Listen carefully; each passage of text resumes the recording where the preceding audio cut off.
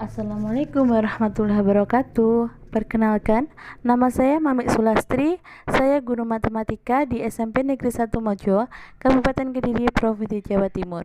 Dan saya merupakan peserta Latsar CPNS Pemerintah Kabupaten Kediri tahun 2019, gelombang 4, angkatan 10 dari kelompok 1 dengan nomor presensi 01.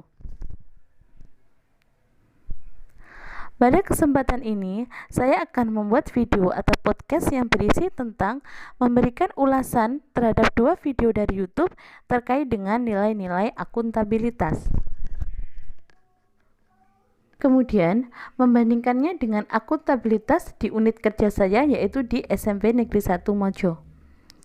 Video ini dibuat untuk memenuhi tugas Latsar keempat, yaitu pada materi akuntabilitas yang diampu oleh Bapak H.A.M. Ilyas dari BPSDM Yogyakarta.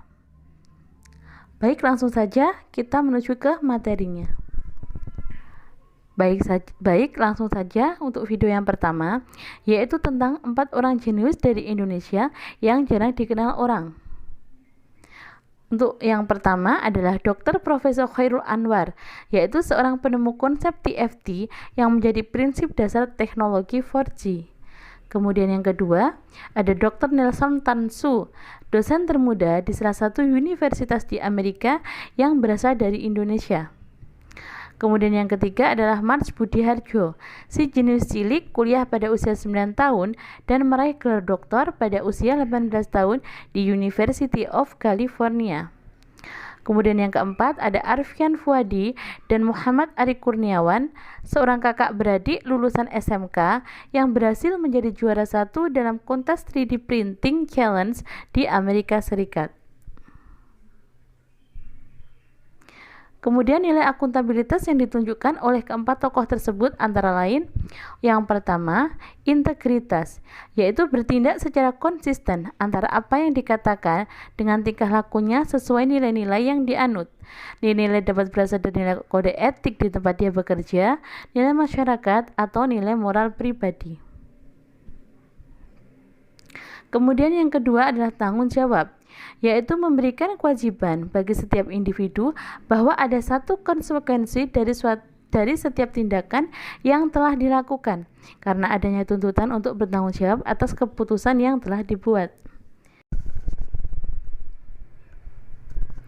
Yang ketiga adalah konsistensi, yaitu ketetapan dan kemantapan dalam bertindak. Kemudian yang keempat adalah kepercayaan, yaitu keyakinan seseorang terhadap sesuatu. Sikap integritas ditunjukkan jelas oleh Dr. Profesor Chairul Anwar, yaitu masa kecil beliau setiap hari membantu ibunya pergi ke sawah. Namun, saat ujian sekolah, beliau meminta izin kepada ibunya untuk tidak ke sawah agar fokus belajar di rumah. Hal ini menunjukkan bahwa beliau memiliki integritas diri bahwa setiap pelajar tugas utamanya adalah belajar.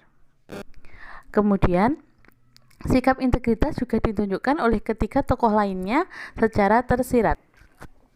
Untuk sikap tanggung jawab dan konsistensi juga ditunjukkan oleh keempat tokoh tersebut. Beliau memiliki tanggung jawab dan konsistensi dari awal, sehingga untuk mencapai tujuannya, mereka harus bekerja keras dan berusaha, serta memiliki sikap disiplin profesional untuk dapat mewujudkan apa yang dicita-citakannya. Sikap kepercayaan ditunjukkan oleh Dr. Profesor Chairul Anwar. Pada saat itu, kakeknya harus menjual sapi untuk biaya registrasi kuliah di ITB. Hal ini menunjukkan bahwa kakeknya percaya bahwa beliau akan sukses di kedepannya. Dan beliau pun tidak menyanyiakan dukungan dari kakeknya tersebut, sehingga beliau menjadi lulusan terbaik dan dapat beasiswa di Jepang. Kemudian, untuk ketiga tokoh yang lainnya juga tidak luput dari kepercayaan dan dukungan dari setiap keluarganya dalam mencapai tujuan mereka. Kemudian untuk video yang kedua, yaitu penerapan SAKIP atau Sistem Akuntabilitas Kinerja Instansi Pemerintah. OPD atau Organisasi Pemerintah Daerah adalah unit organisasi di bawah kepala daerah yang bertugas untuk membantu kepala daerah mencapai prioritas dan target-target kinerjanya sesuai dengan ranah tugas dan fungsinya. Dalam melaksanakan tugas dan fungsinya, OPD sering memiliki pola pikir yang salah, yaitu hanya fokus untuk mencapai output kegiatan tanpa memahami outcome apa yang seharusnya dicapai. Sehingga, hal yang dilakukan hanya membuang banyak anggaran dan besar dana yang dibelanjakan, tidak seimbang dengan kinerja yang dihasilkan. Pada akhirnya, anggaran tersebut habis, tapi masyarakat tidak merasakan dampak positif dari hasil kinerja. Menanggapi hal tersebut, berarti OPD masih belum dapat menciptakan lingkungan kerja yang akuntabel karena belum dapat menunjukkan nilai-nilai akuntabilitas yang meliputi kepemimpinan, integritas, tanggung jawab, kepercayaan, transparansi, serta konsistensi. Oleh karena itu, diperlukan suatu sistem yang dapat menciptakan lingkungan kerja yang dapat menumbuhkan nilai-nilai akuntabilitas dengan penerapan SAKIP. Dengan SAKIP, setiap OPD lebih mudah mengelola kinerja yang ingin dihasilkan dan mengelola sumber daya secara efektif dan efisien.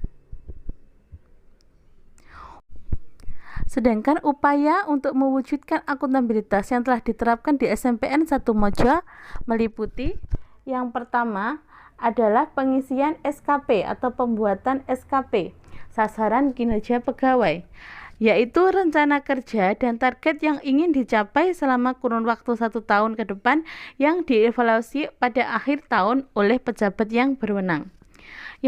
Kemudian yang kedua adalah pengisian kinerja harian, yaitu laporan kegiatan harian selama menjalankan tupoksinya sebagai ASN yang dievaluasi setiap akhir bulan.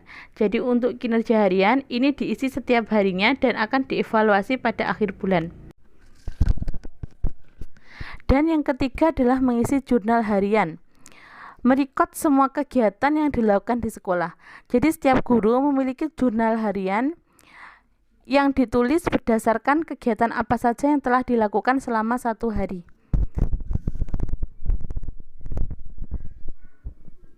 Kemudian penerapan nilai akuntabilitas di SMPN 1 Mojo. Yang pertama adalah integritas. Contoh, seluruh staf guru dan karyawan datang dan pulang tepat waktu.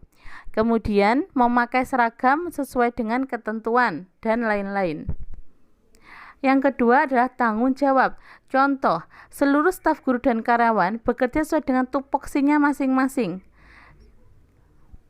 Yang ketiga adalah konsistensi. Contohnya, pihak sekolah sebisa mungkin selalu mengedepankan pelayanan yang optimal dalam pemberian layanan pendidikan. Kemudian yang keempat adalah keadilan. Contoh, guru tidak pilih kasih dalam memberikan pengajaran, melihat kebutuhan siswa akan materi dan diberikan bimbingan sesuai kemampuan siswa tersebut. Yang kelima adalah kepemimpinan. Contohnya, kepala sekolah selalu bisa memberikan solusi, motivasi, dan dapat bertindak sebagai penengah jika terdapat perselisihan di sekolah. Dan yang terakhir adalah transparansi. Contohnya, pembagian nilai, siap memaparkan kekurangan dan kelebihan serta siap untuk dikritik, memberikan informasi sesuai dengan kebutuhan.